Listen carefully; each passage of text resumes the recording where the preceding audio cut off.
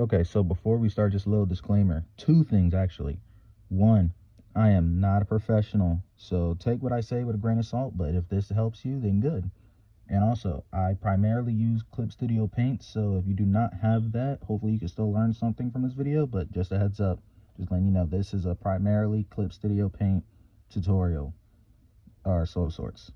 Lastly, if y'all like these type of videos, be sure to let me know, and I'll consider making a playlist with these types of videos going on in the future. I don't know, maybe I'll name it something funny like the Vejoku Way or something. And with all that being said, let's dive on in. What's good, everyone? I'm VejokuArts, or Joker for short, and in this video I'll be showing you and guiding you all on some tips and tricks on how to make your manga process a little easier. First, let's talk about layer setups. For this, I'll be using this page right here from my manga I'm working on. When it comes to layering and setting up, I'd say it's important to know what you want your page to look like, and more importantly, where you want your stuff to be. Like when it comes to paneling or characters, backgrounds, all sorts of stuff.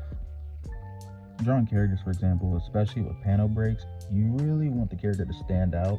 So I recommend to separate your layers with folders and layer masks. To do this, you want to start by opening the auto select tool, and I personally set it to existing layer, but all layers works fine too. You just need to select outside of the character or anything you want to be outside of the panel. Just be sure that there's no gaps in your liner, otherwise it's not gonna work as well, but I'll show a quick steps on how to fix that after we do this. After we've clicked outside of all the areas outside the line art, we're going to want to invert it so that way it's inside and it covers everything within the line art. And from here, you're going to go to this option right here and click on the mask button.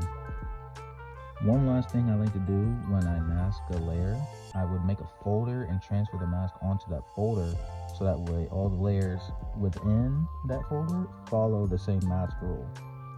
And lastly, I would make one last layer, colored completely white. So now if you make a layer under the folder, you'll see that you can't draw over it or under it. And there you go. With that, you'll completely mask your layer and your characters will stand outside of whatever panel, wherever you want it to be. The next segment will be adding tones in different ways for your manga. Now, when it comes to toning, I have to think about specifically what I'm toning and the type of feel I want my page to look like. For characters, I primarily use toning for skin, but you can use them for clothes and shadows too. You can add tones in a few ways, like drawing on your page with whatever pen or tool you want to use. Then you would go over here and click on it, and there you go. You've added tones to your character. You can also go on this tab over here and click and drag different tones that you like onto the page. One thing I don't see very often that I've been doing for a while is that sometimes I will use the gradient tool and convert that into a tone. Like I said earlier, there are so many ways to add tones. Lastly, when it comes to toning, you can also change the opacity, frequency, and the type of tone to make your page look the way you want it to look like. Like this, for example.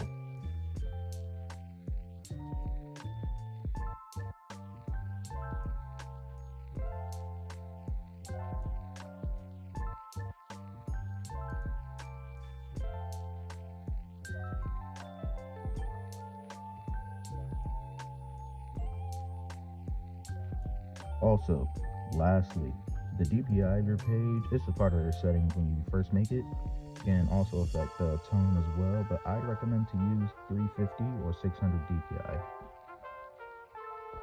Next up, let's talk about layer types. Honestly, when it comes to manga, I don't think you'll need as many of these as you may for a colored illustration, but I'll cover the main ones I use anyway. So you see this normal one over here? We can change that by clicking it and changing it to any one of these from this list.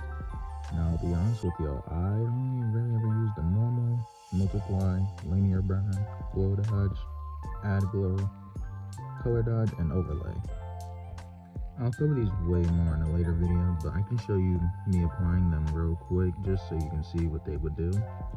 But to be honest with y'all probably wouldn't even use half of these for your manga, but everyone is different, so this is what I would just use for me. think I would really only use the obvious normal layer, the multiply and glow dodge and add glow. These mostly be used for shadows and light, but honestly, depending on the pages, I might not even use all of these. To be honest, I'll just keep them straight black and white. So today, my final tip for this video will be to use the asset store. Because Studio Paint has a ton of free and paid for assets that have helped me immensely with my manga journey. And I know for a fact will help you all if you just take the time to look through it. I can't even count how many times I've visited the asset store just to look for some random stuff I'm looking for. And in certain periods where I'll have to look up certain stuff. There's even login bonuses where you get the in-app currency called Clippy, and even get some of the paid assets too, which would be really good. And with that being said, I just want to thank everyone for watching the video, and I promise to make more of these in the future. Y'all drop what tips y'all want me to touch on next time in the comments, and don't forget to like and subscribe for more Vejoku videos. And with that, I'll say thank y'all, and I'll see you on the next one.